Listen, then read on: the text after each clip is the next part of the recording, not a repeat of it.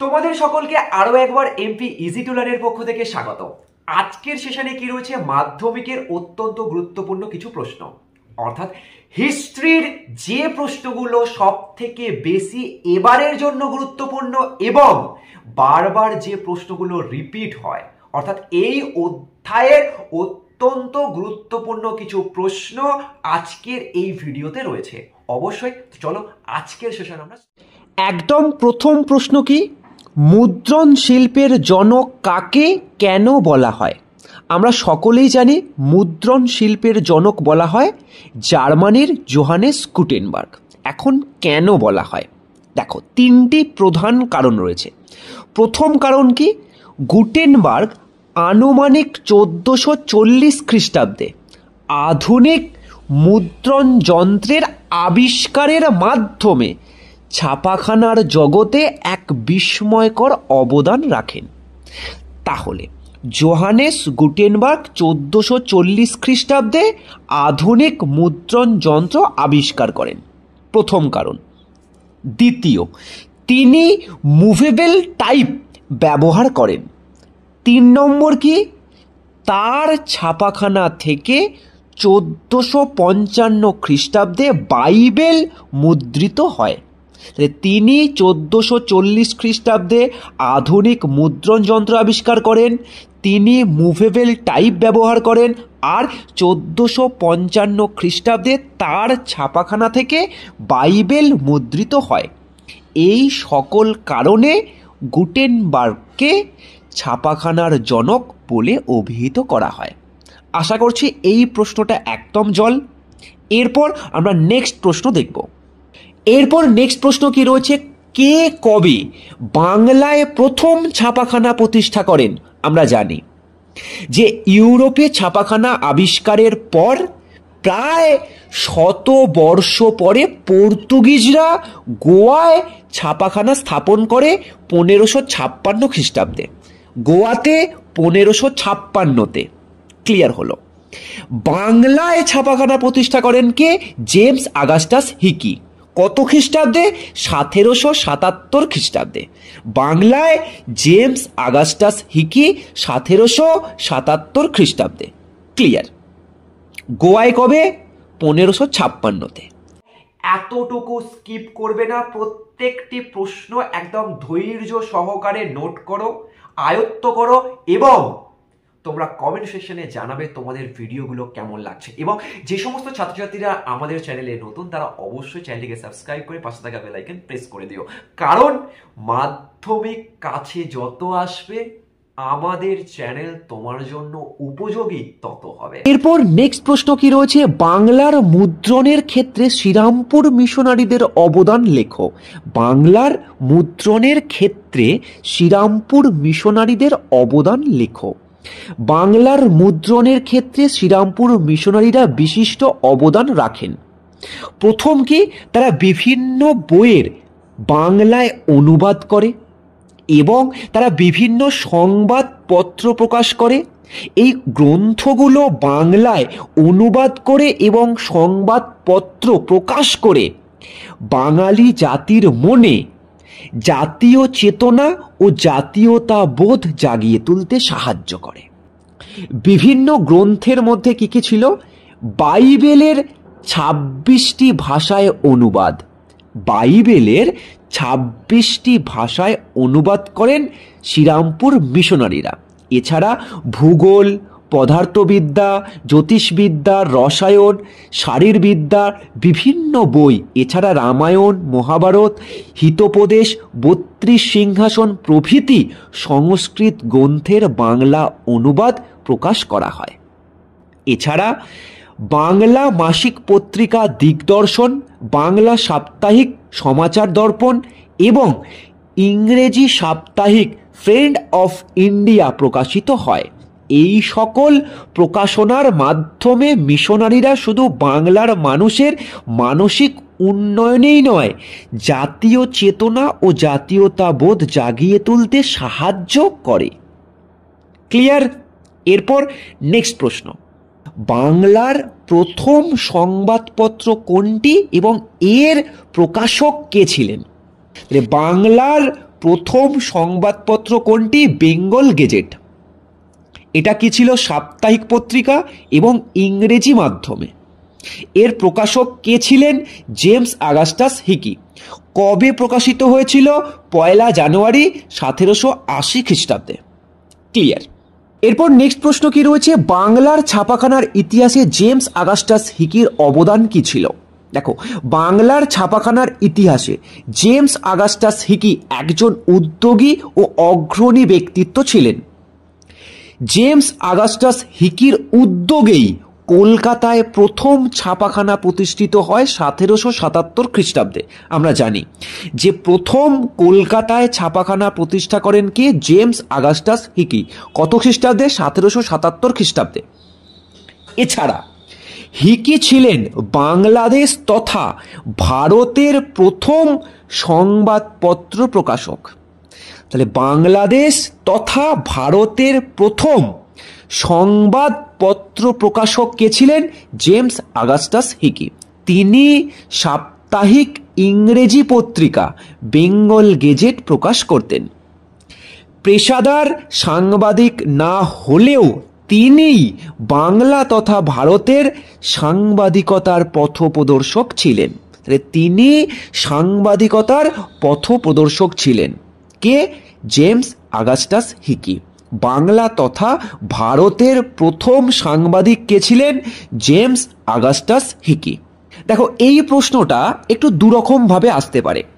হিকির ছাপাখানায় কি ধরনের কাজ হতো, বা হিকির ছাপাখানা বিখ্যাত কেন? জেমস আগাস্টাস হিকি বাংলার রাজধানী কলকাতায় প্রথম ছাপাখানা প্রতিষ্ঠা করেন 1777 খ্রিস্টাব্দে। এখন কি কি কাজ করা হতো সেখানে? এই ছাপাখানায় ইস্ট ইন্ডিয়া কোম্পানির সামরিক বিল ছাপা হতো। ইস্ট ইন্ডিয়া কোম্পানির সামরিক বিল ছাপা হতো। এছাড়া বিভিন্ন ব্যবসা বাণিজ্যের কাগজপত্র ছাপানো হতো। এছাড়াও বিভিন্ন ব্যবসা বাণিজ্যের কাগজপত্র ছাপানো হতো। এই ছাপাখানায় সংবাদপত্র ছাপা ও প্রকাশনার কাজও করা হতো। ইস্ট ইন্ডিয়া কোম্পানির কর্তৃপক্ষের সঙ্গে বিবাদের ফলে হিকির সংবাদপত্র ও ছাপাখানা বন্ধ হয়ে যায়। অর্থাৎ তার ছাপাখানার পরিণতি কি হয়েছিল? ইস্ট ইন্ডিয়ান কোম্পানির সঙ্গে বিবাদ হয়, তার কারণে তার সংবাদপত্র বন্ধ এবং তার ছাপাখানাও বন্ধ হয়ে যায়। হিকির ছাপাখানায় কি কি কাজ হতো? ইস্ট ইন্ডিয়া কোম্পানির সামরিক বিল ছাপানো হতো আর বিভিন্ন ব্যবসা বাণিজ্যের কাগজপত্র ছাপানো হতো। এছাড়া এই কারখানা থেকে বিভিন্ন সংবাদপত্র ছাপানো ও প্রকাশ করা হতো। কোথায় অবস্থিত? বাংলার রাজধানী কলকাতায়। কত খ্রিস্টাব্দে? 1777 খ্রিস্টাব্দে। এরপর নেক্সট প্রশ্ন, চার্লস উইলকিন্স কে ছিলেন? বা বাংলার মুদ্রণ জগতে চার্লস উইলকিন্সের অবদান আলোচনা করো বা লেখো। বাংলার মুদ্রণ জগতের ইতিহাসে চার্লস উইলকিন্সের নাম বিশেষভাবে উল্লেখযোগ্য। বাংলার মুদ্রণ জগতের ইতিহাসে চার্লস উইলকিন্সের নাম বিশেষভাবে উল্লেখযোগ্য। বড়লাট ওয়ারেন হেস্টিংয়ের নির্দেশে কোম্পানির কেরানি চার্লস উইলকিন্স হ্যালহেডের বাংলা ব্যাকরণ বই ছাপানোর দায়িত্ব নেয়। তাহলে বড়লাট ওয়ারেন হেস্টিংয়ের নির্দেশে কোম্পানির কেরানি চার্লস উইলকিন্স হ্যালহেডের বাংলা ব্যাকরণ বই ছাপানোর দায়িত্ব নেয়। ত্রিবেণীর বিখ্যাত হরপ নির্মাতা পঞ্চানন কর্মকার উইলকিন্সের নির্দেশ মতো বাংলা হরপ তৈরি করেন। এরপর উইলকিন্স চুঁচুড়ায় ছাপাখানা প্রতিষ্ঠা করে বাংলা হরপের ব্যাকরণ গ্রন্থ a grammar of the Bengal language প্রকাশ করেন। বড়লাট ওয়ারেন হেস্টিংয়ের নির্দেশে কোম্পানির কেরানি চার্লস উইলকিন্স হ্যালহেডের বাংলা ব্যাকরণ বই ছাপানোর দায়িত্ব নেন। ত্রিবেণীর বিখ্যাত হরপ নির্মাতা পঞ্চানন কর্মকার উইলকিন্সের নির্দেশ মতো বাংলা হরপ তৈরি করেন। এরপর উইলকিন্স চুঁচুড়ায় ছাপাখানা প্রতিষ্ঠা করেন এবং বাংলা হরফের ব্যাকরণ গ্রন্থ a grammar of the Bengal language প্রকাশ করেন। A grammar of the Bengal language প্রকাশ করেন। এভাবে বাংলা হরফ তৈরি করিয়ে বাংলা ভাষার ব্যাকরণ প্রকাশনা করে চার্লস উইলকিন্স বাংলা ভাষার বিকাশে বিশেষ অবদান রেখে গিয়েছেন। এরপর নেক্সট প্রশ্ন কি রয়েছে, কাকে কেন বাংলার গুটেনবার্গ বলে অভিহিত করা হয়? বাংলা ভাষার বিকাশে চার্লস উইলকিন্সের অবদান অনস্বীকার্য। চার্লস উইলকিন্সকে বাংলার গুটেনবার্গ আখ্যা দেওয়া হয়।